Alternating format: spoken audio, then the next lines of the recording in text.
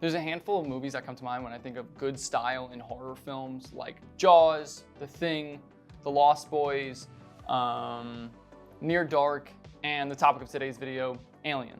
Certain menswear nerds like myself still revere the wardrobe of the Nostromo Crew today, 45 years after the film's release, and for good reason. So let's talk about Alien, how it changed the way crew members on spaceships dressed, and why the film is such a masterpiece when it comes to style and still looked at for inspiration today. If you don't know, Alien came out on June 22nd, 1979, was directed by Ridley Scott, with costume designer John Mallow leading the wardrobe for the crew members. So before the release of Alien, sci-fi films like Star Trek lived in a world some call like pristine retro futurism, and all the crew members on spaceships always wore uniforms, as quoted by James Cameron. Because of this, it's really hard to recreate and wear these outfits in everyday life, because they are too futuristic looking and somewhat sterile. Even when you look at Star Wars, although it's not set in a pristine world, the crew members of all the Imperial ships all dressed the same, and their uniforms were actually made to resemble Nazis. So not only could you not wear these outfits because of the fascist undertones, but also because their wardrobe wasn't based off of what people were wearing at the time of filming. Now, the rebels did dress closer to the Nostromo Crew, but their outfits were still more futuristic and a stylized take. So what was so different about the Nostromo Crew? Well, for starters, the role of the Nostromo Crew was different than any other sci-fi film. Essentially, they were space truckers. Because of this, their wardrobe was blue-collar workwear with military wear with some sprinklings of cowboy core. From the baggier fitting pants, to the padded knees, to all the cargo pockets, there's definitely a sense of blue-collar workwear in it, and even like the button-ups kind of give me that feeling as well. So what is their uniform? Well, it is a white button-up with shoulder epaulettes, periwinkle piping, cargo pockets, Nostromo patches throughout, and then on bottom are a pair of white, baggier fitting cargo pants that has this diamond quilted padding around the knees, some cargo pockets in various sizes, and Velcro fastening at the leg opening so you could change the fit. On feet are a pair of customized white high-top PF flyers. I just want to take a moment and compare the uniforms in Alien to the uniforms in Star Trek, and ask the question, if you were going out, which outfit would you choose? If you chose anything other than Alien, you are 100% a liar. The reason why the clothing in Alien is so much more wearable and cooler is because it is based in reality. Even some of the pieces that they wore, like the PF flyers, were products that were already produced, just enhanced to bring to the future. They weren't trying to reinvent the wheel and create something otherworldly, and because of this, the clothing ends up being a lot more fashionable and appealing, at least to me. So, as you can see, there definitely was a uniform, but almost nobody besides Ash wore it exactly. I wonder why. Most of the crew decided to add their own sense of style, whether it was Ripley with the layering of her flight suit, all the way down to Brett with his tropical button-up, and Henley. This is definitely one of the reasons why I love the wardrobe so much. There's a sense of personal style in Alien that was lacking in a lot of the previous sci-fi films. Because of that, everybody kind of just looked the same. Now, Brett was obviously pushing the limits when it came to updating his uniform, because he was literally just not wearing half of it. Out of everybody's outfits, Brett is definitely revered the most when it comes to menswear.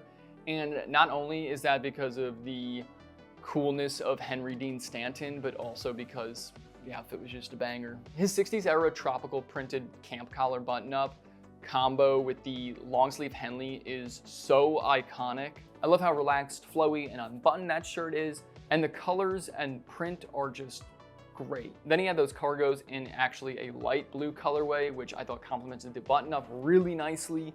And I like how his pants were kind of flared on him. I thought that was a nice aspect of it. So many people have tried to replicate this outfit, whether it's straight up cosplay or being influenced in everyday life, and I love seeing that. Personally, for me, I think peak Brett is when he throws on his olive drab like liner jacket with all those sick details of the cargo pocketing, the brown quilted piecing, the lacing throughout, the screen printing, the Nostromo patches. It was all great. I love the cut of it. It is a fire looking jacket. This is definitely where we see like that overt military influence, and I'll touch more on that later. So to finalize this impeccable outfit, he is wearing a royal blue snapback with the Nostromo patch on the front crown, and then gold wire bullion leaves on the brim. It is a perfect accent to this outfit. The outfit is so casual that I'm sure if any corporates from Weyland-Yutani found him, he would have either gotten written up or fired, but that's what made this outfit so iconic. That, and of course, Henry Dean Stanton's just a cool man. It's an amalgamation of futuristic and retro pieces layered together so perfectly with all the cuts being great. It's no wonder why this outfit's #1. There's also the fact that everything is worn in, which enhanced the outfit tenfold, and that's because they put an effort into doing that for everybody's outfits. The entire crew's wardrobe was sandpapered, scraped, and washed numerous times to give that beautifully broken in feel and look that everybody had. And I personally just think it brought everybody's outfits to the next level. I'm a big proponent of vintage fashion, and this is one of the reasons why, because I think something that looks broken in is way better looking compared to something that's just bought off the rack and looks completely fresh. And it's hard to break something in when you have so many items of clothing unless you're wearing it every single day. Another thing I love is the amount of detail that was put into this thanks to Ridley being a stickler and John Mallow being able to bring Ridley's visions to life. From custom snaps to periwinkle piping to all the patches, there are so many details that you can study for days. There were badges, division emblems, patches, all jointly designed by Ryan Cobb and John Mallow, and a number of these patches had different meanings from a country of origin for one of the crew members to the ranks of crew members in Weyland-Yutani.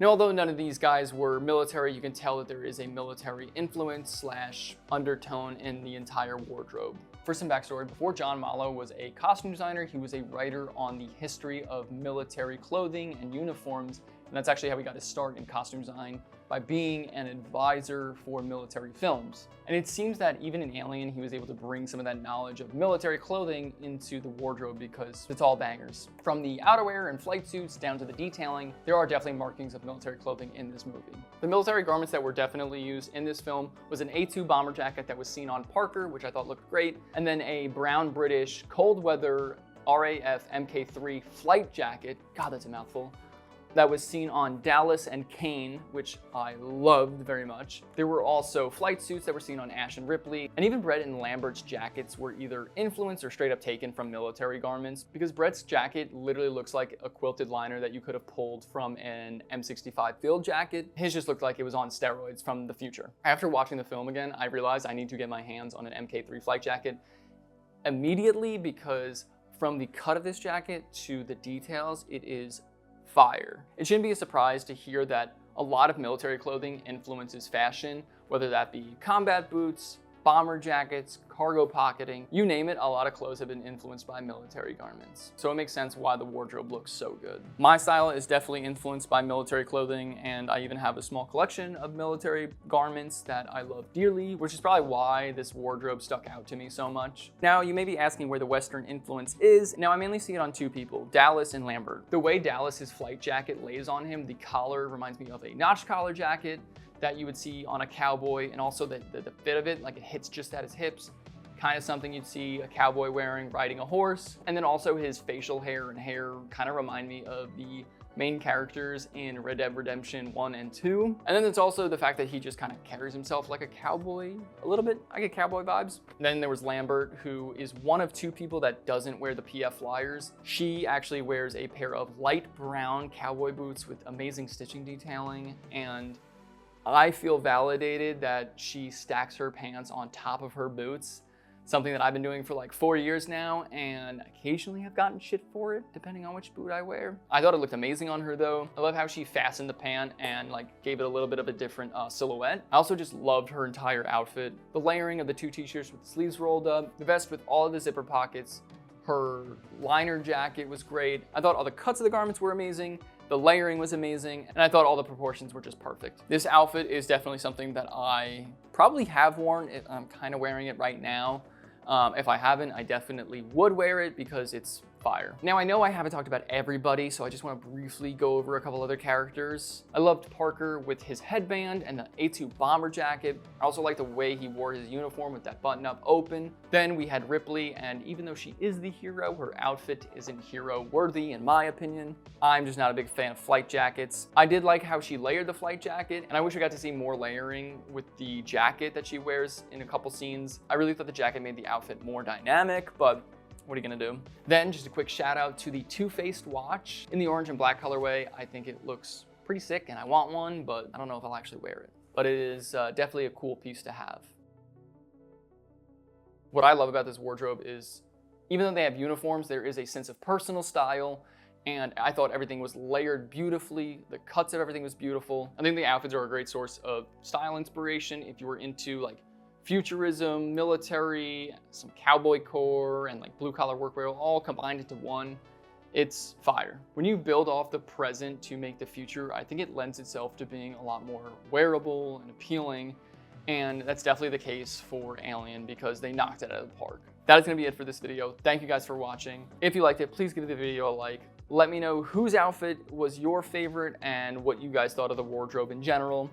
While you're doing that, subscribe and yeah. Follow me on my socials. It's all linked down below. I'm on Twitter, Instagram, TikTok, where I post fashion content, costume design content all over. That's gonna be it for me.